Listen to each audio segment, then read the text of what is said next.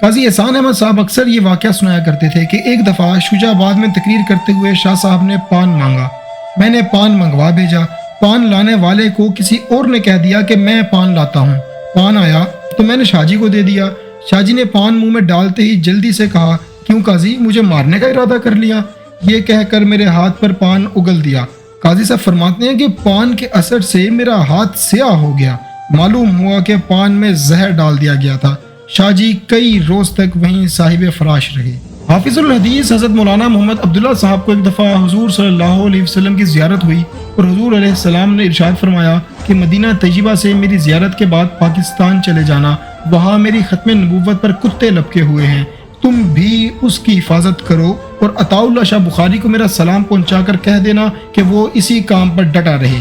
چنانچہ جب حضرت درخواستی کا یہ پیغام ملا تو کچھ عرصے کے بعد دہلی دروازہ لاہور شاہ جی نے ختم نبوت کے موضوع پر تقریر کے دوران ایک بار والہانہ جھوم کر فرمایا، میں تو پہلے ہی اللہ کے فضل سے باز آنے والا نہیں تھا، مگر اب تو سونے صلی اللہ علیہ وسلم کا یعنی محبوب کا پیغام آ گیا ہے۔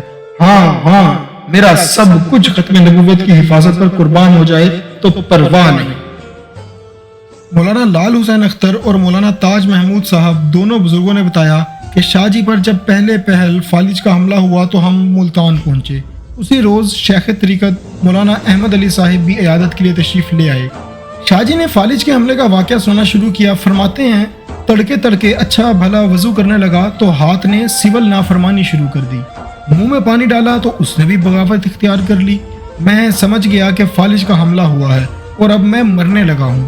خیال آیا کہ اہلیہ یا بچوں میں سے کسی کو پکاروں، مگر ضمیر نے خدا کے سوا کسی کو پکارنا گوارا نہ کیا۔ جو توں وضو کر کے نماز ادا کی اور پھر بلند آواز میں کلمہ شہادت یوں پڑھا، اشہد ان لا الہ الا اللہ وحدہ لا شریک لہ واشہد ان محمدا عبدہ ورسولہ لا نبی بعدہ ولا رسول بعدہ۔ یہ پڑھ کر چارپائی پر لیٹا کہ اگر اب موت آئی تو انشاءاللہ خاتمہ ایمان پر ہو جائے گا۔ تھوڑی دیر لیٹا اور موت کا انتظار کیا مگر موت نہ آئی۔ اب اٹھا، اندر گیا، بھوک لگ رہی تھی، کھانا مانگا تو رات کی ٹھنڈی کھچڑی کھا لی۔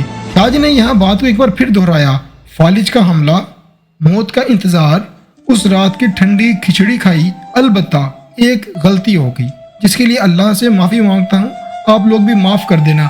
وہ کھچڑی کے بعد گھڑے کا ٹھنڈا پانی پینا بھول گیا، بس یہ کسر رہ گئی۔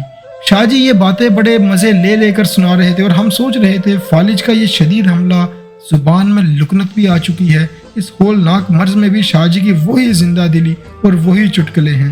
اللہ نے کیسی باغ و بہار طبیعت عطا کی ہے کہ کسی مرحلے میں بھی مایوسی، ملال یا پریشانی نہیں ہوتی۔